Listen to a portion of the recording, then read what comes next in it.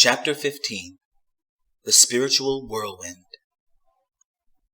Once he arrived at the small cove, he noticed its appearance had changed. There was a small lake that flowed downstream with wild fish jumping up and out of the water, appearing as if they were in synchronized formation. The stones on the ground were a mixture of light gray and translucent shades of green. Hudson hadn't remembered the rocks being so visually stunning when he was younger. Over the last few years, a mixture of moss growing on the rocks and water from the lake caused the rocks to develop a particular sparkle at night. Each stone appeared to have a unique design engraved on the middle of the rock surface. The animals he saw were just as enthralling as the rest of this mystic garden. As he walked through the park, some of the birds flippantly glided down and landed on the branch closest to him. They came unusually close to him, as if they knew it would be a safe approach. They looked at him and fluttered their wings in place. All the birds began chirping softly in unison, which sounded like a beautiful song composed of whistling and tweeting sounds. When they flew away together and disappeared into the beautiful amber-colored sunset, the cool breeze came and blew across his face, carrying a smell of maple, which reminded him of his adolescence. It was a time when things were simple and problems seemed to matter less. Purple autumn leaves began falling to the ground, resembling a large swarm of butterflies gently gliding towards the base of the lake. It was unlike anything he'd ever seen before. He kneeled down and touched a small reddish-brown leaf that had fallen to the ground. He lost himself in the detail of the leaf. The color was exceptional. The veins of the leaf created a unique arrangement, and texture seemed like it had been brought to life. At that very moment, he realized he was completely free from the torment of his thoughts. All of a sudden, he seemed to be standing on a mountain of detachment, and he watched his anxieties drown in the sea of forgetfulness. It was an effortless victory. He never would have imagined that a lake could be so tranquil. Instead of him trying to figure out the mysterious aura of the lake, he found himself sitting in silence and enjoying the abundance that nature provided. As he sat on a comfortable pile of leaves, in the distance he heard a faint crackling noise that sounded like electricity. He looked to the other side of the lake and saw a mist forming around the electricity. He stumbled, trying to get up and see what it was. Whatever it was seemed strangely bizarre. After all, this lake was a remote place and was nowhere near any electrical outlets. He cautiously walked along the side of the lake towards the sound of the electricity. As he reached the other side of the lake, he began to walk slowly, and he hid behind a large flat rock. He peeked around the corner and noticed the mist had doubled in size. It was about his height now, and the sound of electricity had gotten even louder. Although the sound was piercing, he was strangely drawn to the mist, and the ambience felt vaguely familiar. He walked out from behind the rock and stood right in front of the mist, feeling a strange connection to it.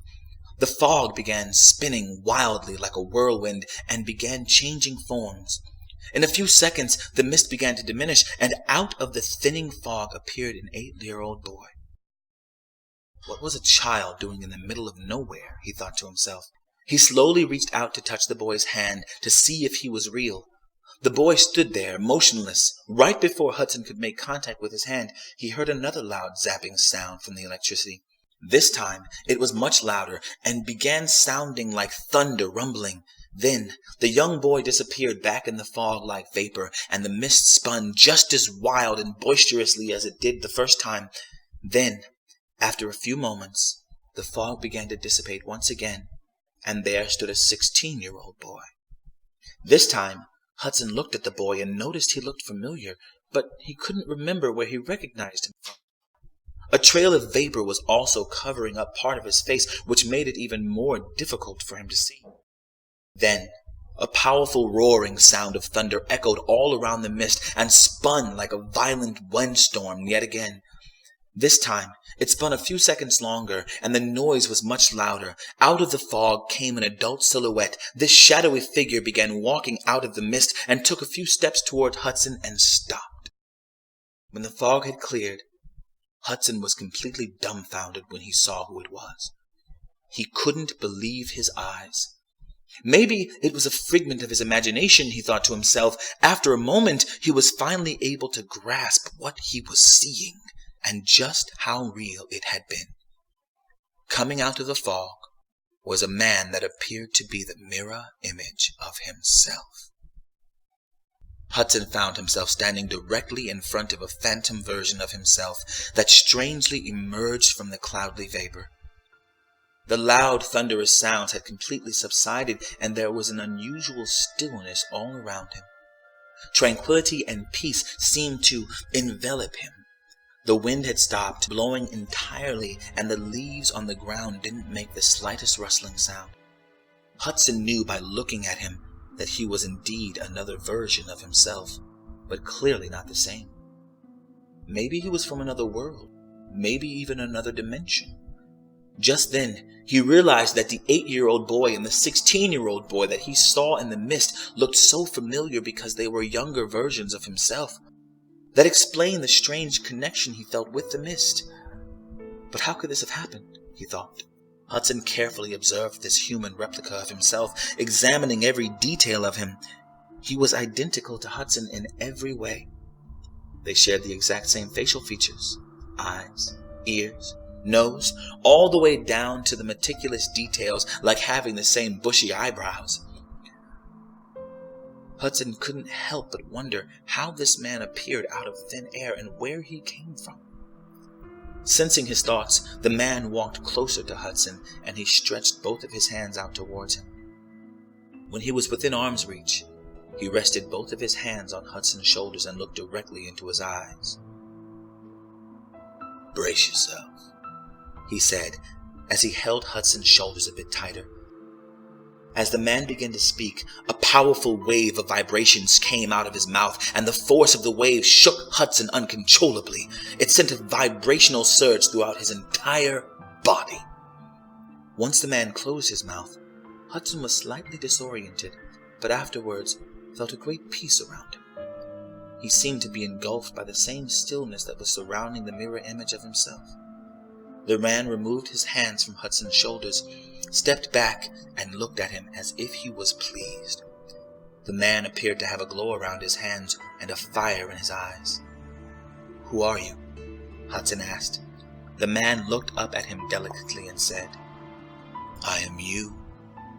I am the eternal part of you that always believes and never doubts. Long ago, as a child, when you would sneak off and stare at the reflection of yourself in the mirror, I was the one looking back at you." "Where are you from?" Hudson asked. "We are worlds apart," the man said, looking up at the sky. "There is an amazing journey to get to where I am from where you are. Earth is only a small part of it, Hudson. I came to remind you that we are the most powerful force in the world. Look around you," the man said. Hudson allowed his eyes to gaze at all that was before him. He saw the leaves on the ground, the birds in the air, and the beautiful lake. "You helped make everything you see," he said to Hudson. "I don't understand," Hudson replied. "As you were walking by the lake, do you remember the soft breeze that blew across your face as you smelled the scent of maple? Do you remember your connection with the wind? Yes, you created that moment to remind you that you are constantly shaping life into what you want it to become." "How did I create these things when they existed years before my time?" he asked. "Beyond your reality lies what truly exists. The essence of everything starts with a thought, and it remains a thought until you invite it into your world. Everything physical that you see in front of you is a result of what I have already created in my world. This lake, those rocks, even your very life. Everything that you experience is a counterfeit version of how I first imagined it to be. I can tell that you think I am a counterfeit version of you because of my ghost-like appearance, when in fact, you are the artificial version of me." Hudson shook his head in disbelief. Is it so hard to believe? The man said. Look at your life. You are temporarily placed here on Earth with a brief lifespan, and the little time you do have, you spend it asking trivial questions about the meaning of life. Mankind is capable of so much more than obsessing over its own existence. I am the godlike version of yourself, and my days are not limited by life's existence. Where I live, death has no power, and my candle never burns out. Hudson, I am here to help you understand who we are. You are carefully designed and molded from God himself. You are more like the architect than you know. You think like him. You reason like him, and you control and create every aspect of your day with stunning originality, just like him. Today, I appear to you as a mist, but where I am from, I am a king. We are a king. Where I am from, you change the entire world by just thinking about it. This is why you've always felt like you can do the impossible, and why you naturally gravitate toward your dreams. It is because your dreams undeniably remind you of who we really are. When you dream, you don't accept the limitations of this world, and you find it normal to fly or to create extravagant scenes in your brain. This creative genius that you have become in your dreams is the real you. Not the fearful version of yourself that you have become when you awake. If I'm the special person who can do anything, Hudson said, explain how I lost my business. I lost my girlfriend. I lost my determination to have a life I dreamed of. Because you stopped dreaming, he responded. The people who you consider to be great in this world are the people who dream during the day and not just when they fall asleep. They understand that the key to success in your world is allowing themselves to see what's in my world.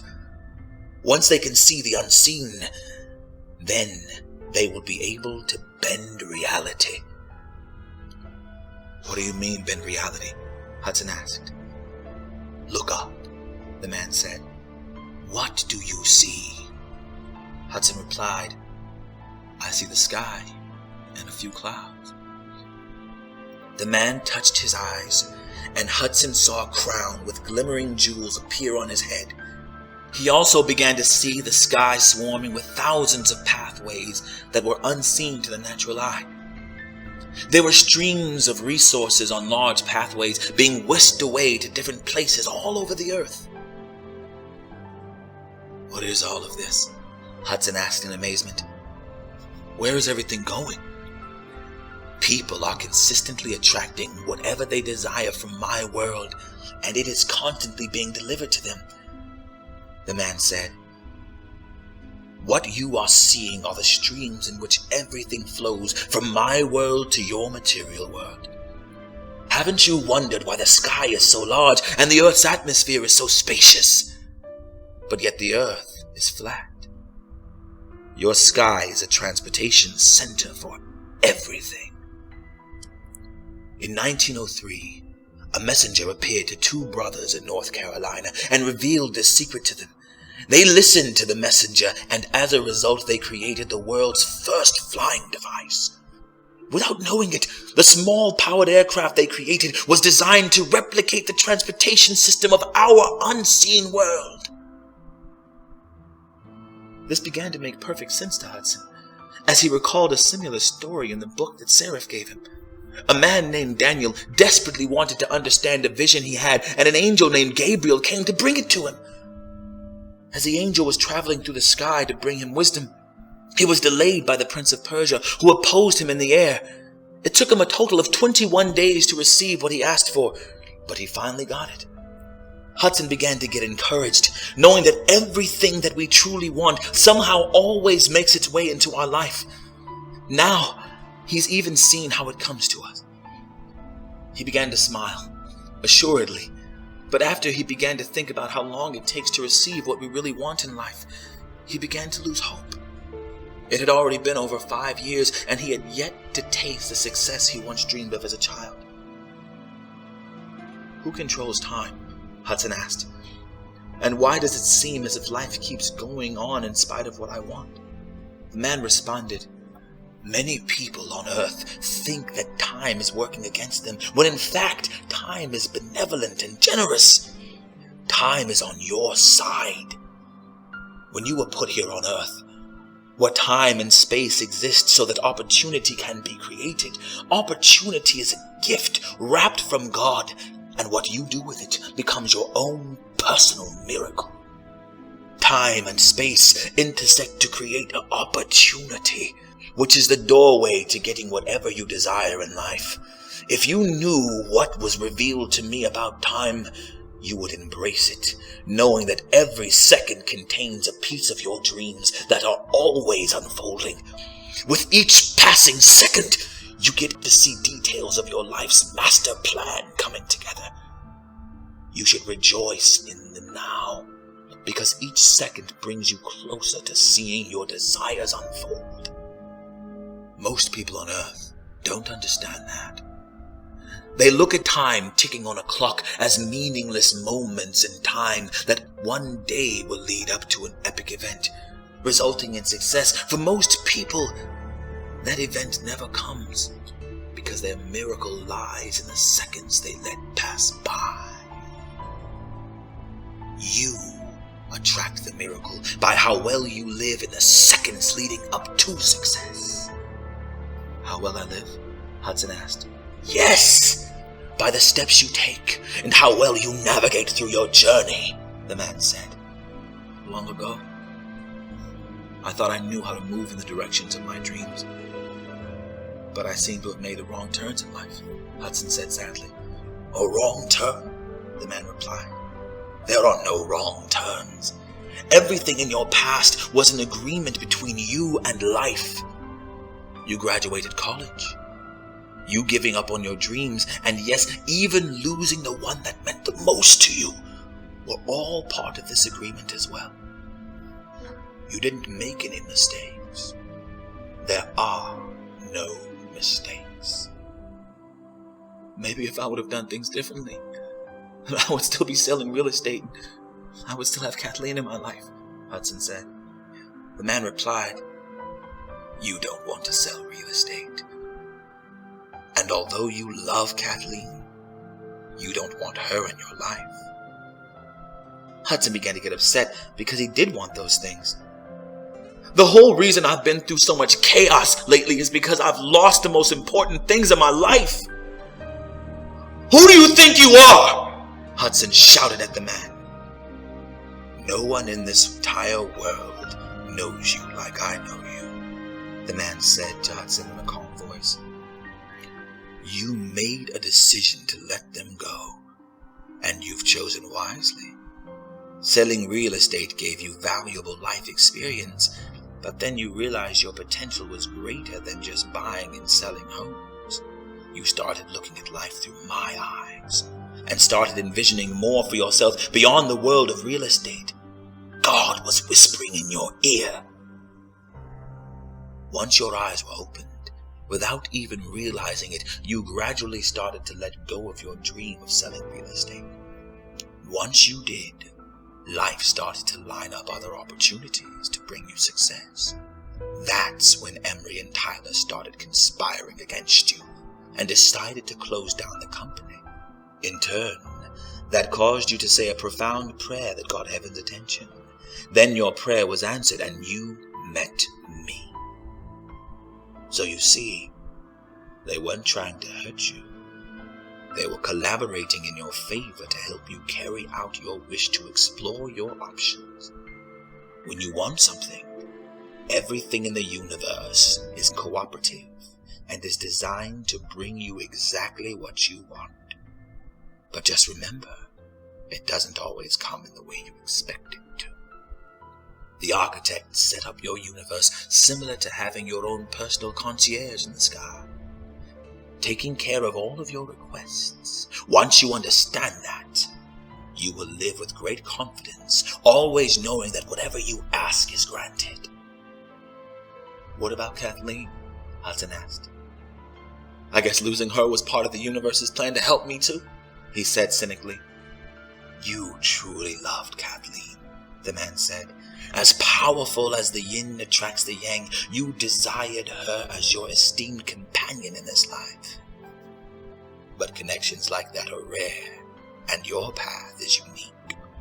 You've chosen to be made whole by accepting that your twin flame must evolve, loving you and blessing you from afar. Why would I do that? Hudson asked. I loved her more than life itself, and now I feel so alone. You said you loved her as if the love you once had for her is gone. Being physically separated from a loved one isn't the end of love. It begins the evolution of love.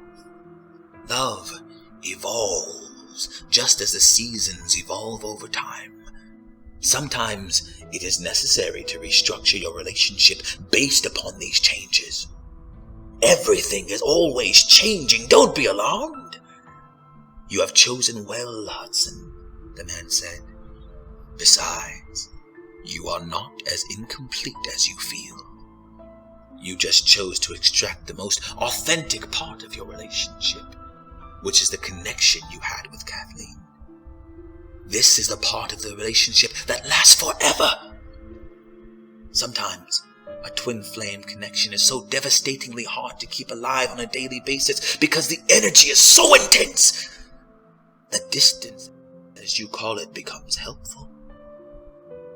It creates a perfect balance between two people, and that is what you discovered. The perfect balance, the man said. Live your life with the understanding that some earthly relationships were not intended to be physical. People tend to gravitate towards the idea of turning every valuable relationship into a physical relationship. They grow accustomed to having a sense of ownership over the things they love. Humans in this world seek to own homes, vehicles, and land, but to have ownership of a person is more complicated. Loving without ownership is the highest form of love. Love is letting a person be free enough to love you, but unique enough to be themselves and experience life as an individual. Love is personified in accepting people the way they are. People are always changing, yet they are meant to be enjoyed exactly the way they are. It is the greatest dichotomy of life. The greatest love that ever existed was between God and man, and even He gave you free will to do whatever you choose. Some people use it to draw close to Him, or others use it to drift further away from Him. But He adores you just the same. It is unconditional love, Hudson. This is difficult for most people. However, in some cases, you can grow with a person and travel through life together, and it becomes a beautiful bond. In other cases, two people grow apart, and it's just as beautiful, because the end of one thing is always the beginning of something else. It is a cycle that most people don't allow themselves to understand on the earth. But it becomes clear after this life. People were meant to be set free, he continued. In your heart, you understood this about Kathleen. And you made the right choice. So instead of looking at this as a disappointment, allow yourself to see the brilliance and the perfection of your decision. It was right there, guiding you as you contemplated what was best for the both of you. We were together when you allowed her to walk out of your front door. Now you have to trust that you made the right decision and remember to celebrate in the seconds in front of you, or you will miss out on more opportunities. Life is happening now, the man said. Don't waste your moments. Then he began walking back into the mist. Hudson cried out, "Wait!" The man stopped. "Why are you leaving me? If we're supposed to be the same person, Hudson asked, shouldn't you stay? The man replied, I am your spirit. I am the essence of who you are, and I can never leave you. I'm always speaking to you and reminding you that anything is possible. Wait, how will I know it's you speaking to me? How will I know what to do? Hudson replied, I will speak to you through your emotions. That's why you have them. You and I are connected by your feelings. The man went to explain, when you feel passionate, enthusiastic, zealous, confident, you are the closest to me.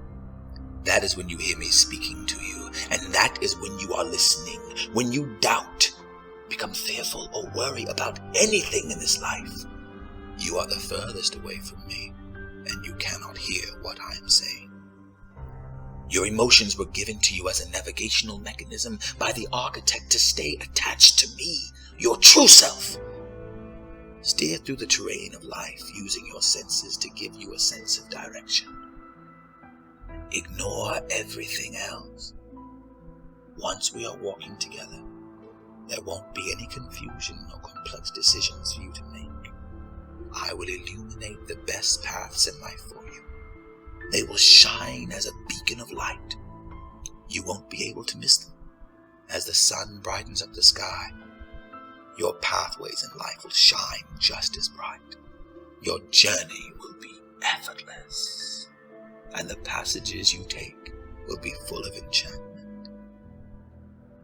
Always trust me unconditionally and follow your impulses. I will give you. They are to lead you to success, not to harm you. I am the fullness of who you are. I won't lead you astray.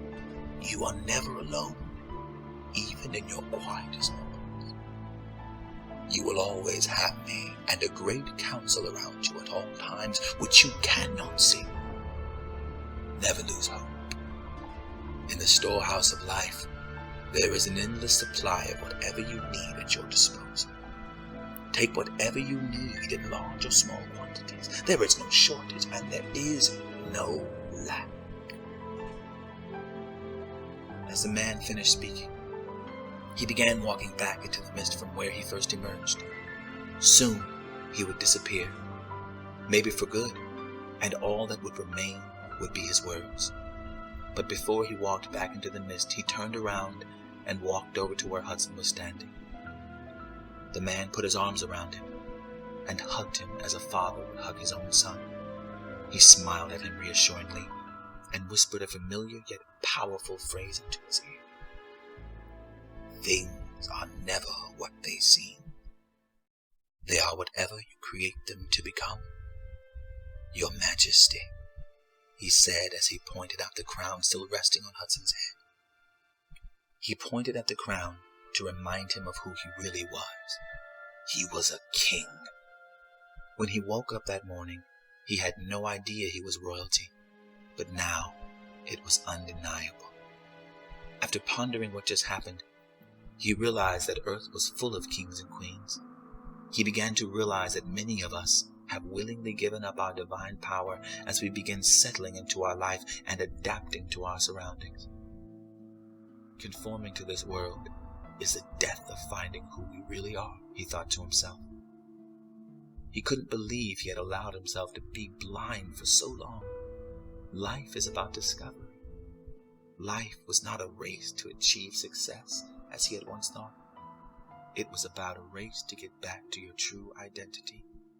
That was true success.